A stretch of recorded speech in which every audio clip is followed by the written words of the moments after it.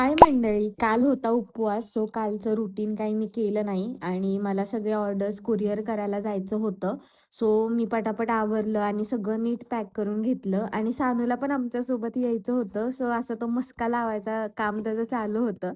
मग आम्ही गेलो आणि सगळे कुरिअर केले आणि तिकडेच आमचा जवळ 1 तास गेला. मग येता आम्ही लांबूनच तुकाराम महाराजांचं दर्शन घेतलं आणि आल्या लगेचच मी कामाला लागले, कारण की आम्हाला खिचडी बनवायची होती. मग ती बनवली. ती खाऊन मग मला एक DIY फोन केस करायचं होतं.